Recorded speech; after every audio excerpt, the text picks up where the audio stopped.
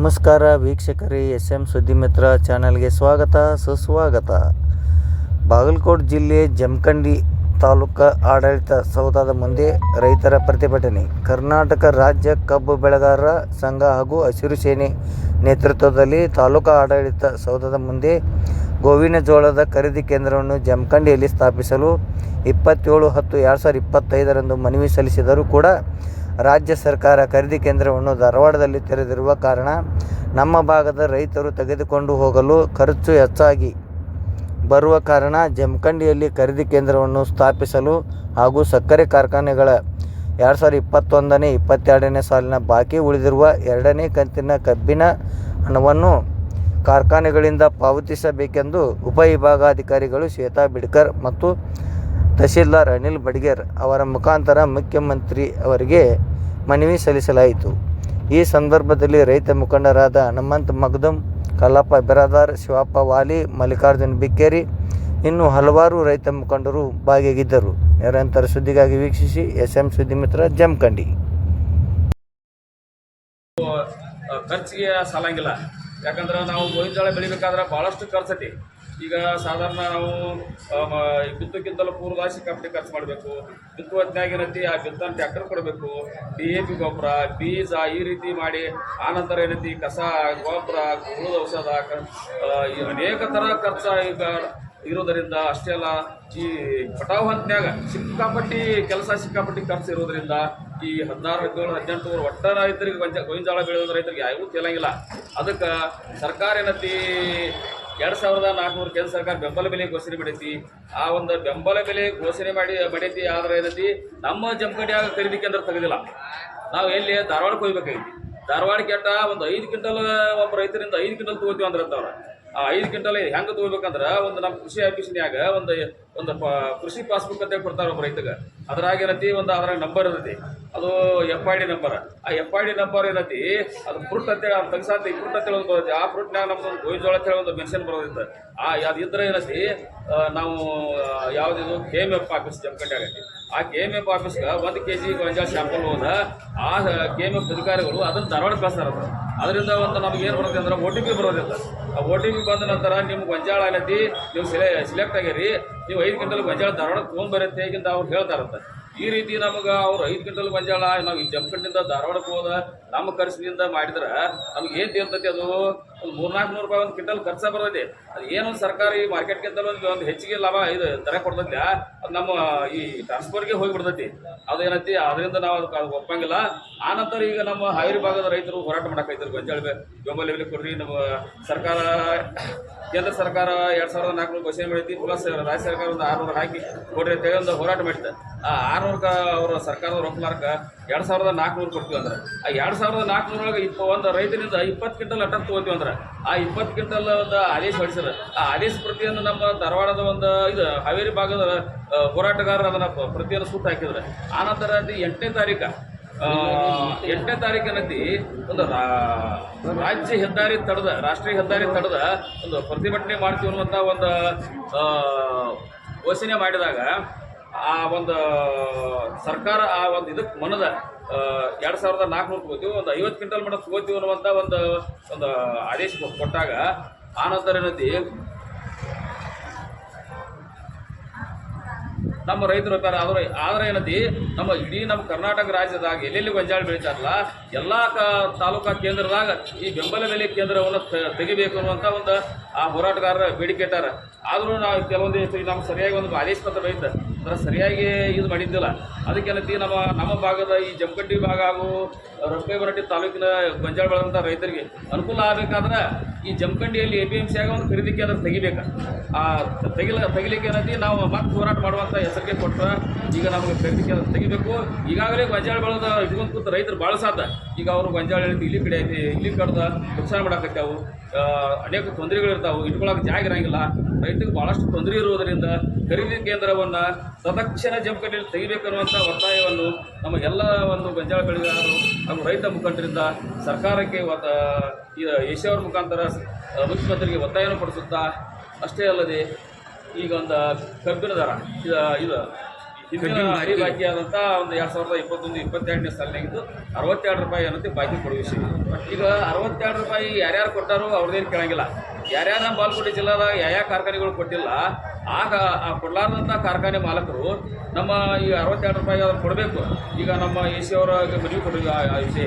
A C ಅವ್ರು ಏನೈತಿ ನಮ್ಗೆ 62 ರೂಪಾಯಿನ ರೈತರಿಗೆ ಯಾರ್ಯಾರು ಕಾರ್ಖಾನೆಯವ್ರು ಕೊಟ್ಟಿಲ್ಲ ಅವ್ರು ಇಷ್ಟು ಕೊಡಬೇಕನ್ನುವಂಥ ಒತ್ತಾಯವೂ ಕೂಡ ನಮ್ಮ ಮನವಿ ಮುಖಾಂತರ ಮಾಡಿದ್ವು. ಈ ರೀತಿ ನಮ್ಮ ರೈತರ ಬೇಡಿಕೆಗಳಿರುವುದರಿಂದ ಎಲ್ಲ ಬೇಡಿಕೆಗಳು ತಕ್ಷಣ ಅಂದ್ರೆ ಈಗಾಗಲೇ ಲೇಟಾಗಿ ಭಾಳ ಆಗ್ಯಾವ. 62 ರೂಪಾಯಿ ಲೇಟ್ ಆಗೈತಿ, ಗೊಂಜಾಳದವು ರೇಟ್ ಲೇಟ್ ಆಗೈತಿ. ಈ ಎರಡೂ ಬೇಡಿಕೆಗಳು ಆದಷ್ಟು ತಕ್ಷಣ ಈಡೇರಬೇಕನ್ನುವಂಥ ಒಂದು ಒತ್ತಾಯವನ್ನು ನಮ್ಮ ಎಲ್ಲ ರೈತ ಮುಖಂಡರ ಪರವಾಗಿ ದೇಶಿಯವರ ಮುಖಾಂತರ ಸರ್ಕಾರಕ್ಕೆ ಹಾಗೂ ಕಾರ್ಖಾನೆ ಆಡಳಿತ ಮಂಡಳಿಗೆ ಕೊಟ್ಟಿದ್ದೇವೆ.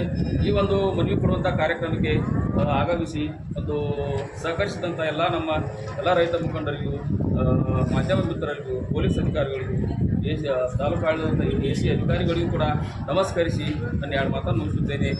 ಜೈ ರೈತ. ಇವತ್ತು ಬನ್ನಿ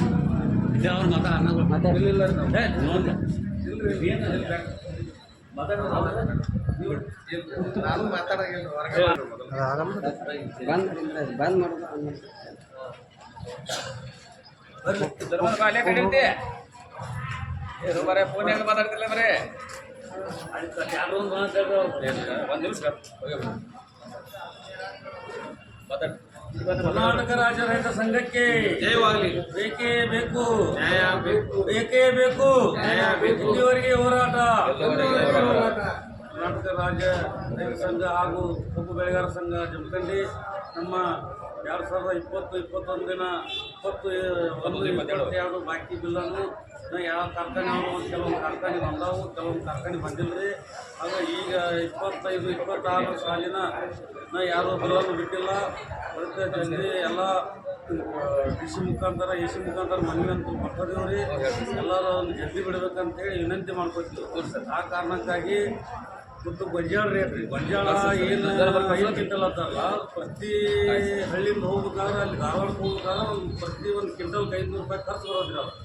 ಅದು 500 ರೂಪಾಯಿ ಖರ್ಚು ಕೊಟ್ಟರೆ ನೀವೇನು ಬೆಂಬಲ ಬೆಲೆ ಕೊಟ್ಟಂಗೆ ಆಗ್ತಂತೆ ಅದನ್ನೊಂದು ಮಾತಾಡಕ್ಕೆ ಹೇಳ್ತೇವೆ ನಾವು.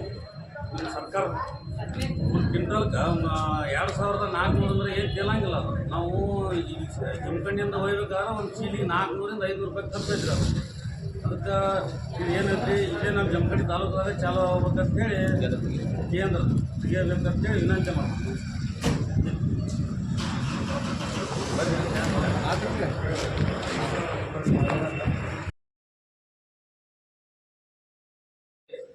ನಾವು ಒಂದು ಮನವಿ ಕೊಡಲು ಬಂದಿದ್ದೇವೆ.